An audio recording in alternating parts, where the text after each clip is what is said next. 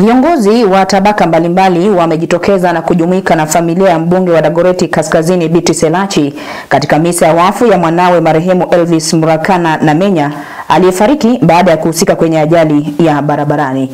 Mwanahabari wetu Leonard Wamalwa alihudhuria misa hiyo na kuandaa taarifa ifuatayo.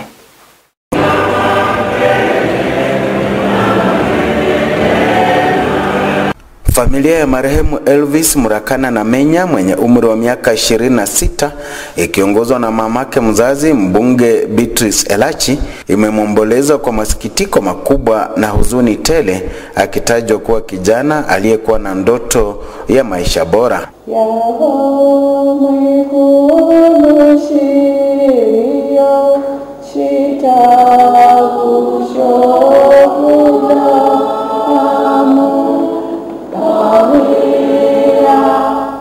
He was a very introvert guy, but he loved football a lot.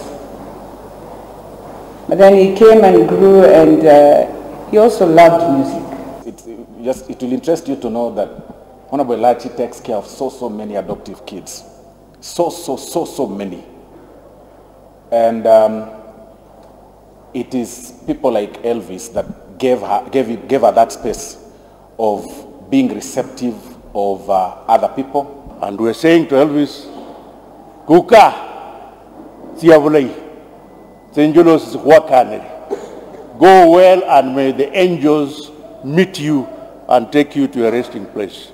Mbunge Elachi kwa huzuni alitumia fursa hiyo kwa rai wazazi kuwaombea wanao, hasa kizazi hiki cha sasa, akisema ni nadra kwao kutafuta mwelekeo kutoka kwa wazazi na wakubwa wao. But then I want to talk to parents today about our children today. So we have a generation that believes they can sort out their own problems. So they wake up at any hour when one is in a challenge, and they will not even tell you. They will go, they will deal with the problem.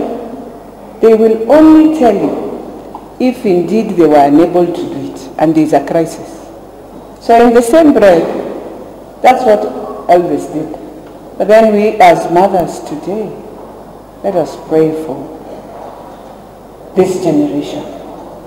It's a very tough generation that needs a lot of prayers, I'm telling you. Baadhi ya viongozi waliohudhuria misa hiyo na kupata nafasi ya kuzungumza, wakiwemo seneta wa Nairobi Edwin Sifuna na gavana Johnson Sakaja, walitoa wito kwa Wakenya kutowadhalilisha na kuwashambulia wanapokosea kisiasa. We can make mistakes. We are not perfect people. Sisi sio wakamilifu. Lakini ningeomba tu wakati ambapo mnatukosoa, msisahau utu wenu. Sisi sote ni binadamu. Kwa hivyo inatuvunja moyo wakati mwingine, haswa mnapovuruta familia zetu kwa mambo ya kisiasa wakati ambapo mnatukosoa. Allow me, because I've heard you saying something about children. Allow me to read one of the poems that I like from Khalil Gibran. And many parents, as you said, are grappling with the generation, but we might not quite get it. I was very confident, and we actually left there with lots of smiles, and I informed my other colleagues, but it appears that God had other plans. Marehemu Elvis Murakana amekuwa mwanafunzi wa chuo kikuu cha Afrika Nazarene na alihusika kwenye ajali ya barabarani baada ya gari lake kupasuka gurudumu katika barabara ya Thika Road mnamo Machi tarehe 18, ambapo alilazwa na majeraha mabaya yaliyosababisha kifo chake Machi tarehe 25 akipokea matibabu katika hospitali ya AAR. Was in bed at 10:30 p.m. was called to an errand of theirs, rushed, did it well. So when he was coming back, got a tire burst with the car.